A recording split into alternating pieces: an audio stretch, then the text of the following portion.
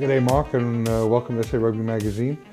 Let's catch up on where we are in terms of the World Rugby and restarts and the various things that are being talked about. One of them is the medical proposal to scrap scrum restarts, team huddles, etc.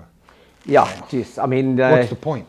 Well, you see a lot of the players coming out and saying, well, as Tana Umaga once asked, is this tiddlywinks we playing, when they said he couldn't tackle too hard?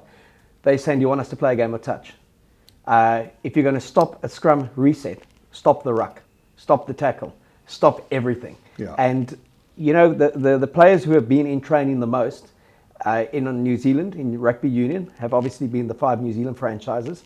And in Australia, the National Rugby League, they've been in training. They start later this week in their first matches. And there's been absolutely no complaints from players. No. They've had contact sessions, they've had scrums, they've had scrum resets, they've all been tested. Well, Mark, we're living in a politically correct world where everything is just amplified. The noise, the level. Well, I mean, what's your take on Corona, the whole COVID thing, and how we're dealing with it? Look, I just think that it's there, obviously, but there's so much hysteria, and there's been so much hysteria around it, and because of the unknown factor, the world has and sport has gone to the extreme of just cancelling everything in terms of the crowds that are there. Well, they've almost been forced to, because if they don't do if they don't do all the correct things, they're going to be absolutely crucified by the media, who's looking for any tad bit to keep perpetuating their clickbait. I mean, without a doubt, we spoke about last week. We spoke about when the EPL players were tested, and 8. I think it was 6. 6 were tested out of 748 were tested positive, and 3 of those were players. 3 were support staff.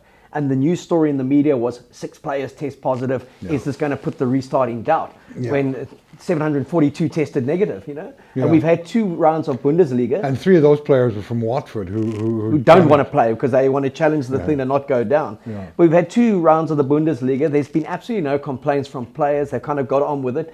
We spoke pre the show that it's going to be interesting once rugby starts in New Zealand to see a contact sport played without a crowd. Yeah. We've seen soccer played without a crowd and it seems quite soulless. It looks like a practice run. Players thrive on adrenaline and they thrive on that crowd noise and the antagonism or the support of a crowd. What I don't understand, Mark, is this. When you all the precautions, all this, coming out of separate tunnels, but then when you get onto the field, you're tackling each other. Well, you're getting tested before each game, so I'm assuming that all the tests are coming back negative. So every single person at that stadium is negative. So what's with all the hysteria? Well, the absurdity when I looked in the Bundesliga was that the 5 substitutes had to wear masks, but within 15 minutes they may be on the field without a mask, puffing and panting, and obviously kind of sweating and. Well, I did an article, The World's Gone Mad. It has gone mad. Hysteria, misinformation, you know. Anyway, let's not get on. But it's a bit like if you look at the medical fraternity and you look at my history of reporting on rugby, working with the Springboks. If you had to take medical expertise on face value, a player would never get on the field. Of course. Because medically, half of them shouldn't be there with the injuries that they carry, the kind of knocks that they take.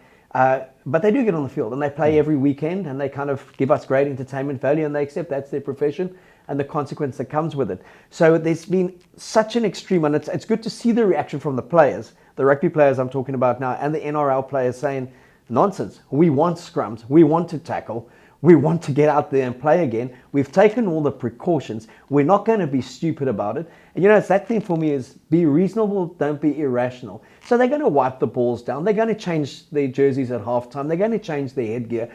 They're going to kind of do that kind of stuff. But for that 40 minutes that they're on the field in the mud and the slush, their hands are going to be dirty. The ball's going to be dirty. You can't sanitize the game. And I just think it has reached absurd proportions. And once the games start again, and within a month, there's not going to be an issue, I think a lot of the other rugby playing nations are going to look and think, why didn't we start first when it had cleared up? And you know, kudos to New Zealand for the way they've done it. And they've been very clear about when they were going to start, when they went back into training. And you saw the Hurricanes players the other day, middle of training, bucketing down with rain and an earthquake. So that was their biggest fear. It was not coronavirus, it was the earthquake that they kind of had to endure training. So when I see no reset scrums, no this, no that, it's just nonsense. Either start it and start it properly, or then don't start it at all. Absolutely. I fully agree. And one of the things being talked about is the championship being played in Australia, in Perth, I'd imagine.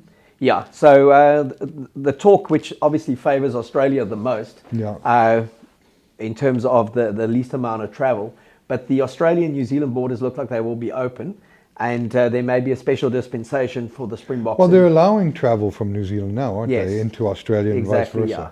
And then there may be a special dispensation, Argentina and then the Springboks, to go there to quarantine for 2 weeks, and then to be based there for 4 weeks to 6 weeks or whatever it's going to be, and play a shortened version of the Rugby Championship. Play it just in one area, and they played the shortened version in the World Cup here. No one complained about it. We won it. They need to give broadcasters matches, and I don't think we'd have an issue going there and playing Australia in Perth, playing the All Blacks in Perth. I know the All Blacks have never had an issue. If you look at their away record, it's as good as their home record. And the biggest concern is how are they going to get there? Swim? Yeah, they would have to get there, but they're talking about August. Yeah, but Emirates aren't operating until October, from what I understand. Well, if they go in the rowboats, they're going to be bloody conditioned by the time they get there. Can you imagine? You may just find that the only rugby that does get played at that stage is 4 Bledisloe Cup Test matches. Oh my God, all 4 in Perth as well. I'll take it, but I'm getting fed up with these empty stadiums, and also just getting a bit fed up with the political interference, the political lack of intelligence and communication. I think a lot of people are getting fed up, and I'm seeing a lot of families, a lot of colleagues, a lot of workers that are really struggling out there. No, without a doubt. And what I've liked about, if I look at the New Zealand program and I look at the NRL program, they've said behind closed doors now, but in 4 weeks, 6 weeks, we want to see an integration of people back in there. Because as they've integrated people back into normal walks of life, they can integrate them back into a stadium. And we spoke about this previously as well. If a stadium takes 40,000, why can't you have 10,000 there and have them at certain physical distancing to watch the game? You have 40,000 commuters on a tube. You have them at a bus rate. Well, the reality is we can't stop. We can do things to help prevent the spread. But the thing's going to spread. I mean, back in 1958, the big flu was the Asian flu, which was influenza, which they estimated affected 9 million people, that killed between 1 and 2 million people. I didn't even know that it was called influenza or the Asian flu until I had to read up on it. But there was no social media, and the press was far more responsible than they were now. Well, if I look at the States and I look at the UK. A week ago, every headline was about another death. And now it's dropped down to 6th, 7th. The fact that there's only 45 deaths yesterday in London was not the lead story. That should have been the lead story. Yeah. The fact that there's been so many recoveries. The fact that Spain has opened its international borders, saying to tourists, come, you'll have to quarantine when you get here, but you can holiday now. Italy's done the same. Quarantine for 14 days? Yeah. Why would anybody go to quarantine for 14 days? Well, in a beautiful luxury palace, in a resort. But they are opening their borders for international travel. So is Italy. And Ireland reported no deaths for the first time since February. Those are the good news stories to show. Did they not report the deaths of people being hit by a car? No, because no other deaths do get reported. And that's the thing that we've been talking about is people are dying, unfortunately, every day. But it's as if it's never happened. And the only death that there's ever been is a coronavirus linked to death. And there's also never been a... What's man's aversion to death? Besides the obvious. I mean, it's part of life. Mark, it drives me around the bend.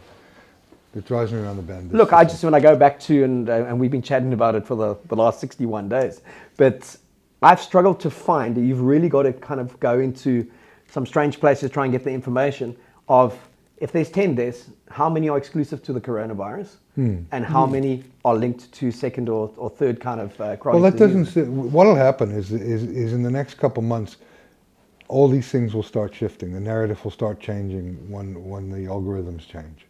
and then we'll be talking about how we've overreacted to this thing and how the economy is so messed up and how it's, you know, beyond repair.